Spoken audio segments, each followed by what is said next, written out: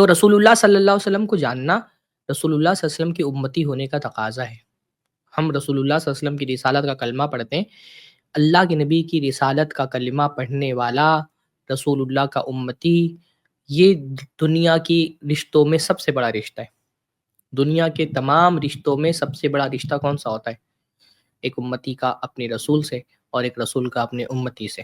اس سے بڑا دنیا میں کوئی رشتہ ہی نہیں ہوتا ہے نا؟ باپ کا رشتہ بیٹے سے، ماں کا رشتہ بیٹی سے، بھائی کا بھائی سے رشتہ، یہ سارے رشتے اہم ہیں، لیکن یہ دنیا کے رشتے ہیں، دنیا کے ختم ہونے کے ساتھ ختم ہو جاتے ہیں۔ شوہر بیوی کا رشتہ، دوست احباب کا رشتہ، یہ سارے رشتے دنیا تک محدود ہیں۔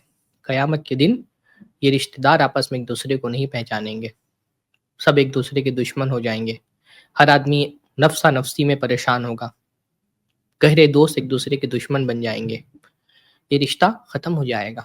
یود المجرم لو یفتدی من عذاب یومئذ ببنیہ، قیامت کے دن مجرم یہ خواہش کرے گا کہ اللہ تعالیٰ مجھے جہنم سے بچا لے، اس کے بدلے میں میرے بچے کو جہنم میں ڈال دے، میری بیوی کو جہنم میں ڈال دے، میرے بھائی کو جہنم میں ڈال دے، سارے پہچان والوں کو جہنم میں ڈال دے۔ قیامت کے دن یہ رشتے ختم ہو جائیں گے، پر رسول کا جو امتی سے رشتہ ہے وہ کبھی ختم نہیں ہوگا۔ رسول اللہ اپنی امتی کے لیے قیامت کے دن بھی اللہ کے حضور میں سفارش کر رہے ہوں گے، گرمی کی اس شدت میں اپنے امتیوں کو حوض کوثر سے جام پلا رہے ہوں گے، امتی امتی کہہ رہے ہوں گے اللہ کے نبی صلی اللہ علیہ وسلم۔ اللہ کے نبی نے فرمایا ہر نبی کو ایک دعا دی جاتی ہے جو اللہ تعالیٰ رد نہیں کرتا، سارے نبیوں نے وہ دعائیں مانگ لی، میں نے اپنی امت کے لیے بچا کر کے رکھی ہے کہ قیامت کے دن مانگوں گا۔ یہ رشتہ ہے ایک رسول کا امتی سے، یہ محبت ہے ایک رسول کی اپنی امتی سے۔ تو جو رسول اپنی امتی سے ایسی محبت کرتا ہو، اس کا امتی اپنے رسول سے کیسے غافل رہ سکتا ہے؟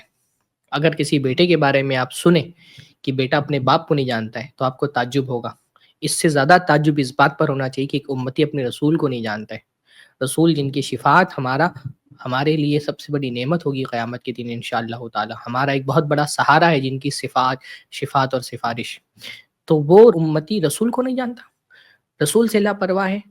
یعنی اگر کوئی بیٹا اپنے باپ کو نہ جانتا ہو تو آپ تعجب کریں گے، تو اس سے بڑا تعجب کی بات یہ ہے کہ ایک امتی اپنے رسول کو نہیں جانتا ہے۔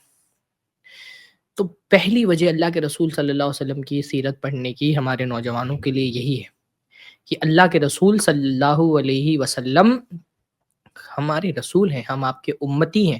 یہ کیسے ممکن ہے کہ ایک امتی اپنے رسول کو نہ جانتا ہو؟